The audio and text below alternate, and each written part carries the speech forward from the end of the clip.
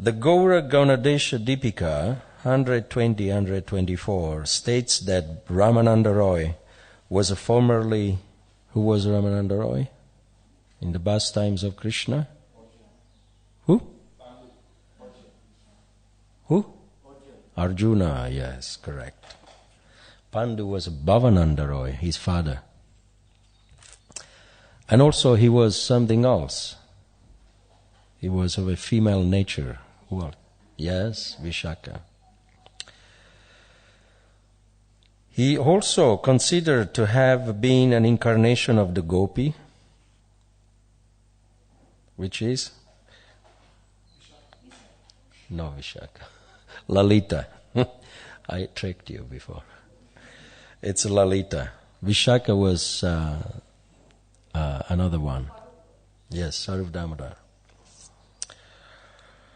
Although in the opinion of others, he was an incarnation of Vishaka Devi. So, you are also right. But, there was some of the Acharya that differ on this opinion. Some they agree, some they disagree. But anyway, we'll leave that up to Krishna. What was the truth? He was a most confidential devotee of Lord Chaitanya Mahaprabhu.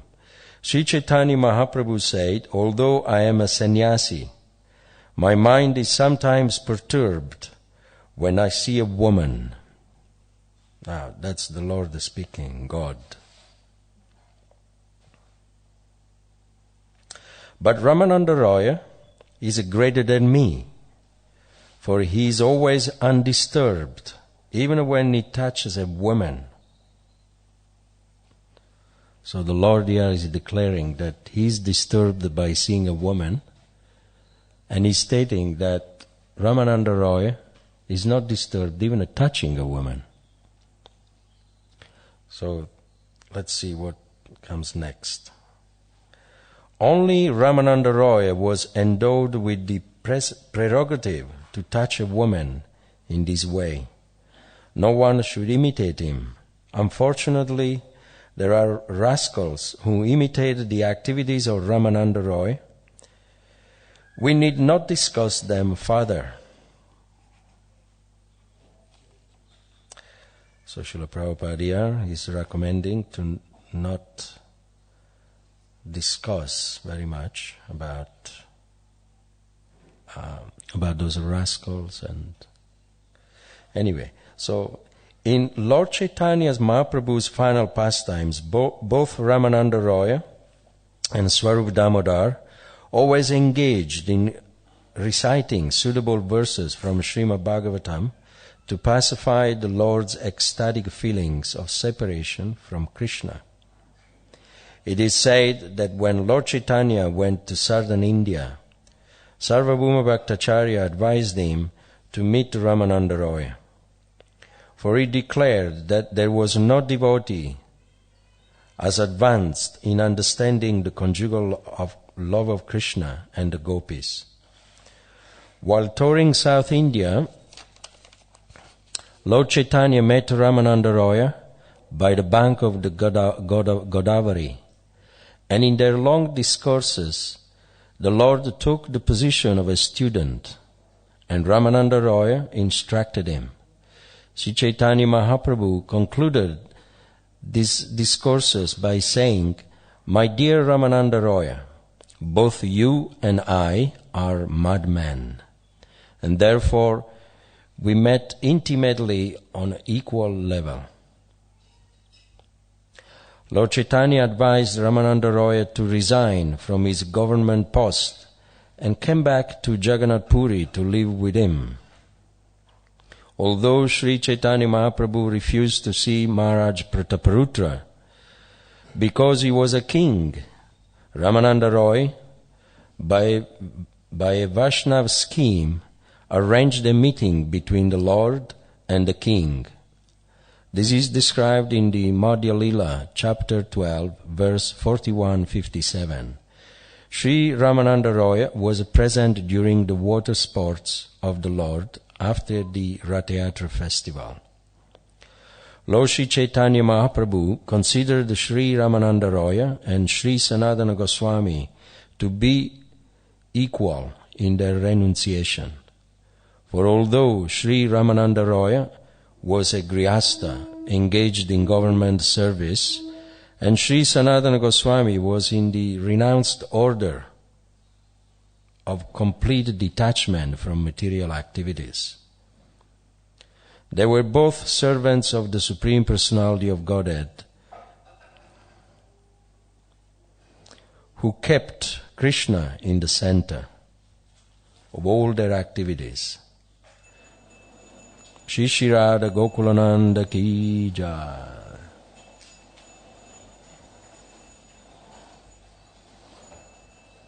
Sitaram Lakshmana Hanuman Shri Shri Gaur Nitai Ki Jai.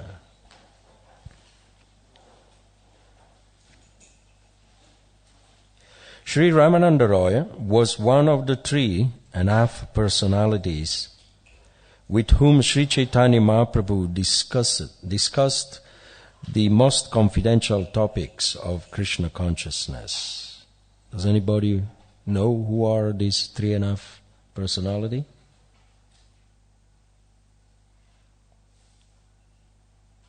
One was Ramananda Roy, Swarup Damodar, and Sikhi Maiti, and the fourth one, or the F one, was a lady.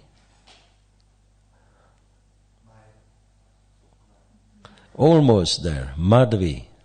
It starts with Ma anyway. Madhavi, which was, I think, either the sister or the wife of Sikhi Maiti.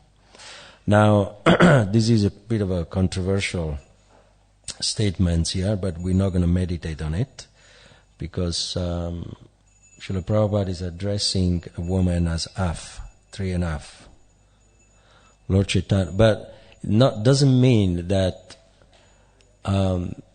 Af because she's not very important, but it meant because Lord Chaitanya was a sannyasi, and he had his restrictions to allow women close to him. So therefore the intimate association of Madhavi, it was considered to be partial. Let's say Lord Chaitanya will allow her not fully intimate, but it says here 3.5. So we can take it in that way, not because of women they are half and the men they're one. So Lord Chaitanya Mahaprabhu advised Pradyumna Mishra to learn the signs of Krishna from Sri Ramananda Roy. As Subala always assisted Krishna in his dealings with Radharani in Krishna Lila, so Ramananda Roy assisted Lord Chaitanya Mahaprabhu in his feelings of separation from Krishna. Sri Ramananda Roy was the author of the Jagannath Vallabha Nataka and the purport. Om Jnana Timirandasya Gyananjana Shalakaya Chakshur Militam Jena Tasmai Sri Gurave Namaha Sri Chaitanya Manobhistam Stapitam Jena Bhutale Swayam Rupa Kadamayam Dadati Swapadandikam. Jai Shri Krishna Chaitanya Prabhu Nityananda Shri Advaita Gadadara Shivasadi Gaur Bhaktavrinda. Hare Krishna, Krishna Krishna, Hare Hare. Hare Rama, Rama Rama, Hare Hare. So here Sri Chaitanya Mahaprabhu is revealing this transcendental position of Ramananda Roy. Who is Ramananda Roy? And why he was very, very close to him. As we all heard from the purport, he was Arjuna in his previous Leela with Krishna. And who is Arjuna? Arjuna symbolizes the eternal yoga between him and Krishna. It symbolizes how the jiva, it's very, very close to God. It's the closest link that we can have to God. And that's why there is a famous deity, Narayana Rishi. What is it? Narayana Rishi. That is actually the symbolic representation of God and the jiva always together. That's Arjuna and Krishna. So, Ramananda Roy was not an ordinary personality like us. He was a Nitya Siddhi. He never, ever fell down into the pool of this material energy. Nitya Siddhi is someone who is descending from the spiritual world, unlike the Sadhana Siddhi or Kripa Siddhi, who are ascending to the spiritual world. You have someone from the conditioned background who becomes a devotee, and then he advances himself to becomes a Paramamsa. And that person, it can be of two categories. He can become a pure devotee by sadhana, like we are all doing, the practice of sadhana, or you can become a pure devotee by special mercy, by kripa siddhi. So those two kind of devotees, they both are from the conditioned state of life, which means previously they were in this material world and now they are ascending into the spiritual world. But a Nitya Siddhi, it's a different kind of breed of a pure devotee. Nitya Siddha is someone who descends from the spiritual world, and he comes down into this material world by lila, not by karma. There is difference between the two. We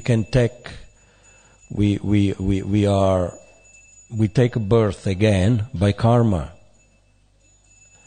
But a devotee, a pure devotee, he takes birth in the pastimes of Krishna by lila. Helps the Lord to announce His pleasure in His transcendental pastimes, like Srila Prabhupada says at the end here. Ramananda Roy assisted Lord Chaitanya Mahaprabhu in his feelings of separation from Krishna. So he served Sri Chaitanya Mahaprabhu to increase that feeling of vipralamba, separation. Because, as we read, he was Lalita also. And the business of the gopis is to always assist Radharani into the pastimes of Krishna. So, as far as myself, we are concerned, we are, the conditioned soul is actually defaulted soul. Originally Nitya Siddhi, we were there in the spiritual environment, but somehow or another we defaulted. And we came down into this material world to experience this unknown phenomena, which is the illusion. Illusion is actually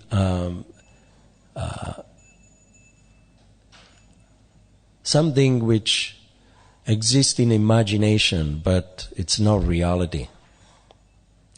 So this material environment, the pursuit of happiness, the joy and the suffering that we go through, it's all part of illusion. It's there, but it's temporary. The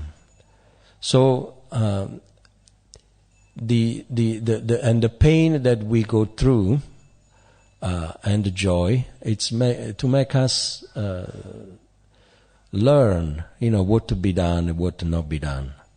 When we do something bad, then there is a reaction as a consequence. And when we do something good, then there is a good reward as a consequence.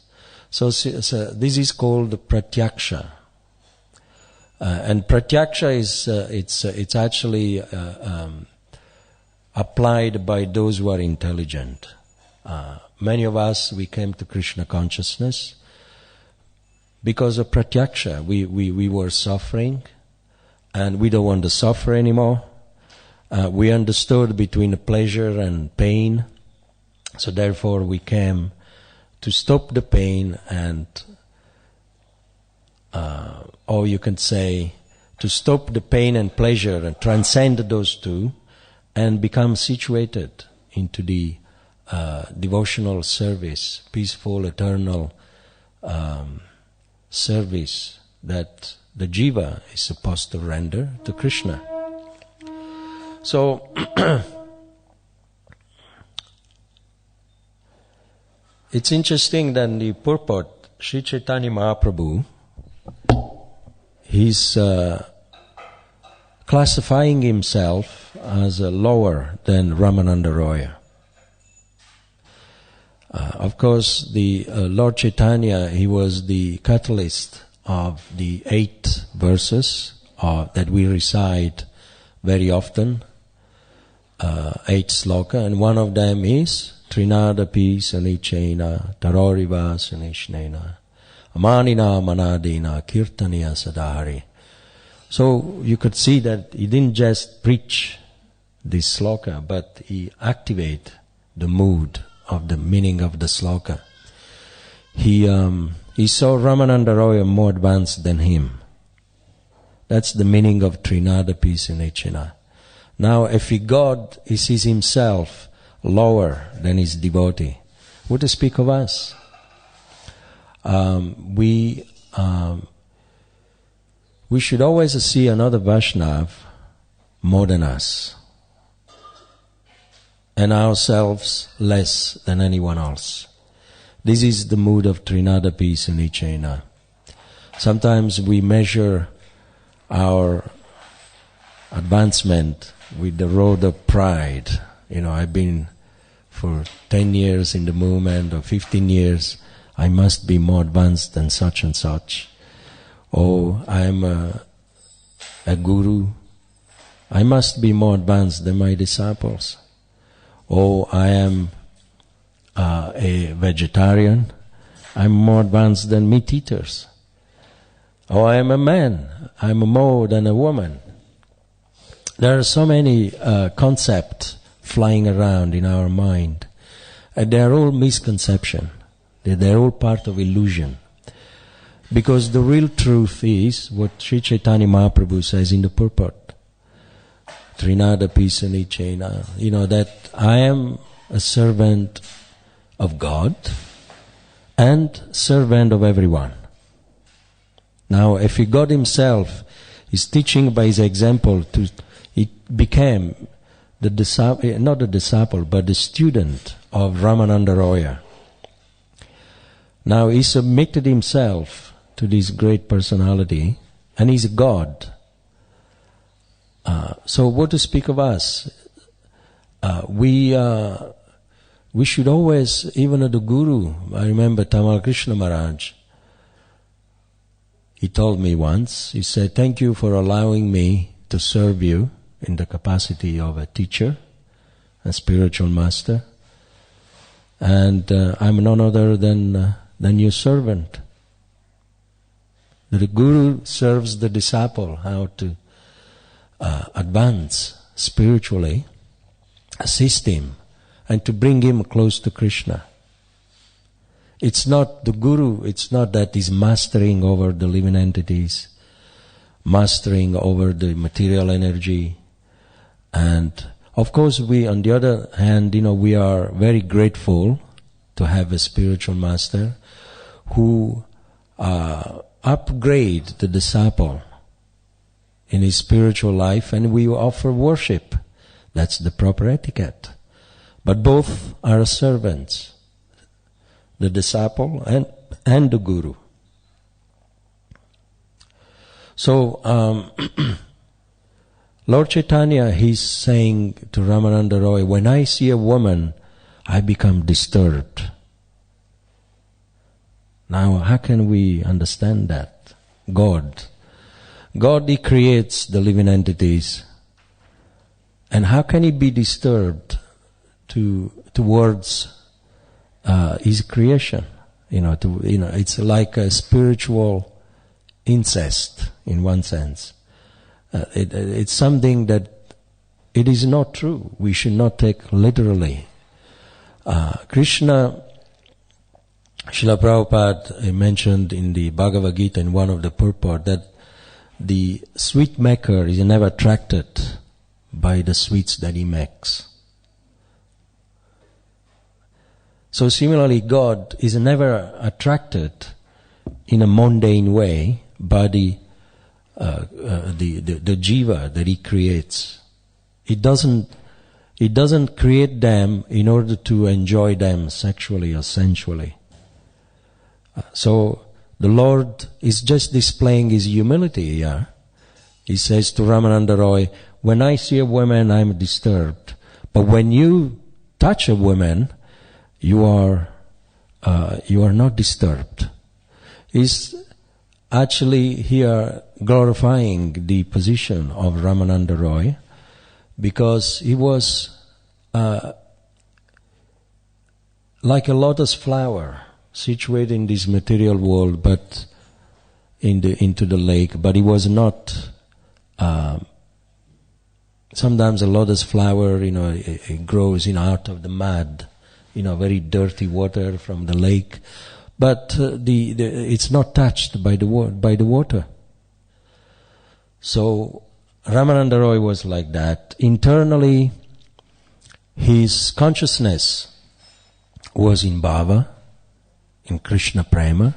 It was always in the mood of serving Lord Chaitanya Mahaprabhu, in the mood of serving Radha and Krishna. Even though externally he was touching, like Lord Chaitanya says, touching the girls and massaging them, preparing them, for the dance, for the pleasure of Lord Jagannath. But one should understand, that's why Lord Chaitanya, he classified him on the same level of Sanatana Goswami. Now, in one hand, you have Ramananda Roy, who was apparently acting like a debauchee, but internally he was not actually disturbed. But Sanatana Goswami, he actually was in the renounced order of life. So it was actually the obvious display of his renunciation. And Sri Chaitanya Mahaprabhu saw no difference between the two. Just like Maharaj Priyavrata.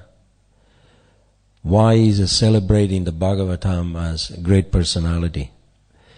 Because he had two authority. One was, who were the two authority? They told him something different. Lord Brahma, who was a Grihastha, householder, and the other one was Narada Muni. Now, Lord Brahma came. Now, this boy was born as a king. Lord Brahma came, and both of them, they are Mahajans. Brahma and Narada, they're actually Mahajans. Now, it was a great predicament, because both of them, they gave different instructions. They said, Lord Brahma said, I want you to procreate, to get married and procreate children, and help out into the Prajapati. So, but Narada Muni came and said, no, you should remain brahmachari. So he was perplexed. He said, what should I do? Here you have Narada Muni, the greatest of all the Muni, and he's telling me to remain brahmachari, to not get married. And Lord Brahma, who is also a Mahajans, is telling me to get married. So what to do? So what he did, very intelligently, by the mercy of the Lord, he pleased both of them. He got married, but Srila Prabhupada said in the purport, there in the Bhagavatam, that he was not even attached one half of the, fraction. Internally, he was not attached at all with his Grihastha life, with his wife and children, the kingdom. So internally he was completely detached, where externally he was doing all his duty as a king, as a father, as a husband, and so this is actually, that was that's the position of Ramananda Roy.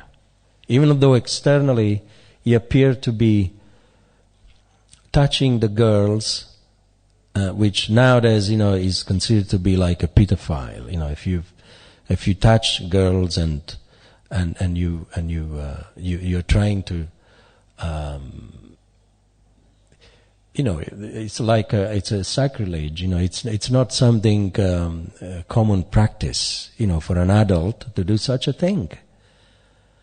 But here, God, he could see that this personality, he was massaging the girls so that they could dance for the pleasure of Lord Krishna. And who is Ramananda Roy? He's actually the purest of all the girls. He's a Lalita Saki. So what is the problem here between a girl touching another girl? We don't have a problem, right? It's not a pedophile or anything. You could see, peers, they can exchange, their friendship in so many ways. But Mahaprabhu, he could understand that this personality is my eternal devotee. He knew, not understand, but he knew, and therefore he even considered him more advanced than himself, who was a sannyasi. Here you have a Mahaprabhu as a sannyasi, and sees himself lower than this Grihastha who is involved in these activities. So, when we read Chaitanya Charitamrita or Srimad Bhagavatam, we should not misunderstand or become disturbed by this phenomena, by these pastimes and activities, because we should understand the tattva behind it. We should go, that's why the philosophy helps us to understand the position of God, the position of his devotees. Akunda Medase. Prabhupada said that one requires a spiritual intelligence to understand who is a devotee and what is God. So just like Lord Krishna, he was, criticized on the Rajasuya sacrifice. He was criticized by most of the members of the assembly. When they organized the Rajasuya sacrifice, Maharaj Yudhishthira, then they proclaimed Vishvambhara as the greatest brahmachari. And the Pandavas, they didn't have any problems with that. The Kurus, they didn't have any problems. Nobody had any problems because they knew that Bhishmadevi was long life brahmachari. Right? But then what happened? That Bhishmadevi said, no, the greatest of all the brahmacharis is not me. There is somebody else that should be worshipped as the greatest of all the celibates. And that's Krishna. That's when the penny dropped. The Kauravas, how can you say such a thing? How can you say that this Krishna is a celibate, much more qualified than you as brahmachari? How can you say that? He's a debauchee. Look how many wives he had. 16,000, how many? 16,000 wives in Dwaraka. How many gopis? And not only that, Parakyaras, Parakyabhav, he would go out and dance with the wives of other people. Now, Bhishmadevi knew the position of Krishna. At the time when he was on the bed of Aro, He's all his uttama, adhikari quality. He was not thinking of himself, as a Kshatriya anymore, but he saw Krishna as a Govinda, and he went into this bhava, and he was actually glorifying him for being the Param Dham, the supreme pure person. And he could understand that you are none other than Vamana, Lord Ramachandra. Who is Krishna? Krishna is actually the embodiment of all these incarnations. And what is Vamana Dev is actually represents the celibacy of Krishna. Lord Ramachandra represents the moral conduct of Krishna. Buddha represents the intelligence of Krishna. These are all statements from Jayadeva Goswami. Then you have, who else? Nishingadev represents the anger of Krishna. Baladev, Lord Balaram, represents the power of Krishna. All these incarnations, they are actually representation. Parashuram is the justice of Krishna. Kurma, the humility of Krishna. So each incarnation it represents, his quality, godhood quality. And Vamana is celebrated as the most celibate of all the incarnations. And that's the celibacy of Krishna. Now we go a little bit more deep. Why Lord Krishna? Why Bhishmadev, we saw him as the purest person? Because he could understand that all the gopis, they are none other than the internal potency of Krishna. God is made out of two potency, Sandini, Ladini Shakti, and then the third one, which is us. The Sandini is the personality of Godhead, and Ladini Shakti is actually the female energy of God, which resides already in God. And that energy sometimes becomes manifest. Actually, is always manifested. Separate, it comes out of Krishna. And that is Radharani and all the gopis. Now, what is immoral for Krishna to have an affair with his own female energy? Because the internal energy of the Lord, it constitutes the happiness of Krishna, the pleasure potency. Just like, if you are a happy man, and if I take away the happiness from you, then you are miserable. Because it's part of you, it's part of your soul, it's yours. You are the owner of that happiness. Nobody can take it away. It is within the core of your soul, not even the core of your heart. Because Satchitananda Vigraha, the soul has a form, knowledge and happiness. You can't separate the happiness from the other two things. So similarly, the happiness of Krishna are the gopis. And who was the so-called husband of the gopis? It was none other, Abhimanyu we're talking about, that the Kauravas, they were seeing that Krishna was having an affair with Radharani, who was supposed to be the wife of Abhimanyu. Who is Abhimanyu? Does anybody know what it means? The Sanskrit word, Abhimanyu. See, that just the word makes us understand the truth. Abhi means two, Manu means a man. It means it's both. He's a man and he's God at the same time. So Abhimanyu, he was none other than the shadow of Krishna. He was none other than Krishna himself. He was from the Sandini Shakti. So Krishna expanded himself into Abhimanyu, and then his happiness comes out of Krishna, and they both get married. Abhimanyu and Radharani. So, but both of them, they belong to Krishna.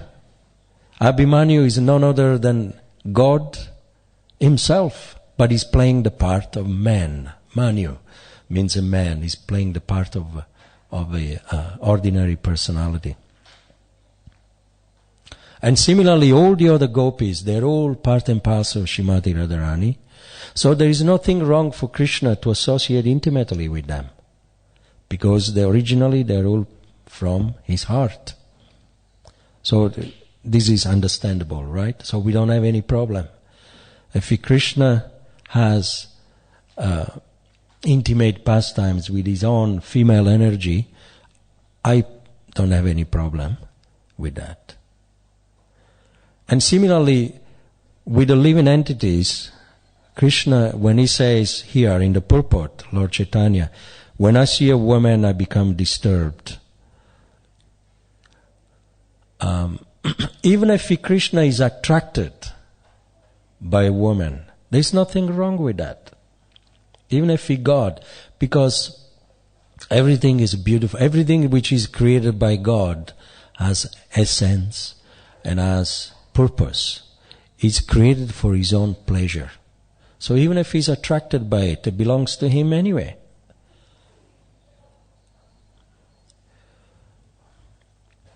So one should not become disturbed by this kind of statements, but rather try to understand them in the proper perspective, so that we don't commit aparad or offensive towards the lotus feet of the Lord. Also, sometimes, the ignorance, the illusion, the lust, anger, greed, all these things, they're all created by God.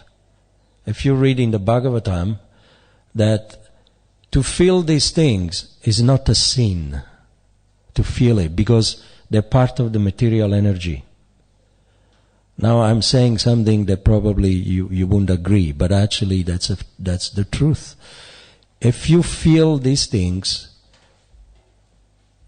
lust, anger, greed, illusion, madness, envy, it's normal, because it's part of the body, the material energy. And therefore it is being created by Krishna to bewilder the conditioned soul. But we have nothing to do with these things. It is said that Krishna created this phenomenon, lust, anger, greed, but actually they're part of his back. If you study the Virat Rupa, which is the material body of the Lord, which is this material world, and you find that these phenomena, lust, anger, greed, illusion, ignorance, they're actually part of his back. And it says, that just like you never see your own back, it's impossible. If you turn your head, you can never see it. So the Lord is not aware of it.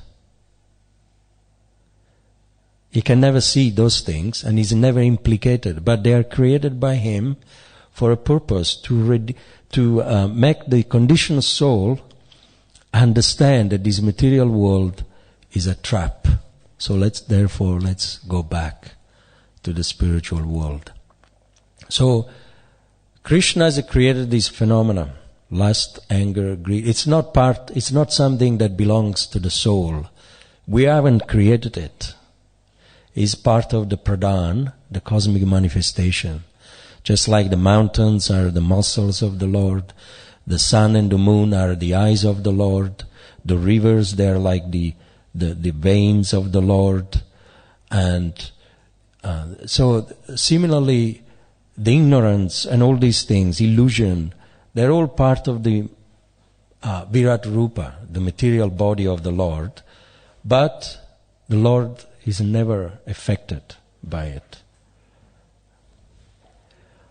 So therefore, just like Prabhupada once was asked by one of the devotees, have you ever been attracted by a beautiful woman? And Prabhupada, he mentioned about they were traveling in a car. I think I heard this from one of the Prabhupada disciples, but I can't remember name. And Prabhupada said, just like these posters, you see beautiful models or whatever, but you don't do anything about it. Okay, you may feel attracted. So when you feel, lust, anger, greed, you may feel it, but you don't do anything about it. You control it. Because they're part of this body, part of the material energy. So even if Lord Chaitanya says, when I see a woman, my mind becomes perturbed, disturbed. Just like for a sannyasi or brahmachari, when you see an improper image of a woman, the mind becomes disturbed. That's normal, natural. We carry our mind around wherever we go. But the point is, are you going to do anything about it? Do you control your mind? Now, if someone comes to you and says, I have no sensual desire or sex desire, don't trust that person. He's trying to sell you something. Because it's not true. Everybody has it. Anyone who has a material body, he carries this desire with him. But that's why a celibate, we practice yoga. We control it. We control the desire. So it's no sinful to have it, but it does, we have to control it. But it's a sinful if we use it, if we use it, improperly. If it's uncontrolled and we follow the senses. Just like, this is the last thing I'm going to say. Maharaj Yudhishthira once, he went to Krishna and he said, my dear Lord, I want to reveal my mind to you. I've always felt attraction towards my own mother, Kunti. Because Kunti had a boon to remain youthful, like a 16-year-old girl. She had a boon from Durvasa Muni to be very young and beautiful, the mother of the Pandavas. And Maharaj Yudhishthira said, I'm attracted to her. And Krishna said, are you going to do anything about it? What are you going to do? And he said, nothing. And Krishna said, yes, you don't do anything about it. So to be attracted by beautiful things is not a sin. But a sin comes when we do something about it, when we indulge. So anyway, these are a few thoughts from this purport, and we ask if there is any questions.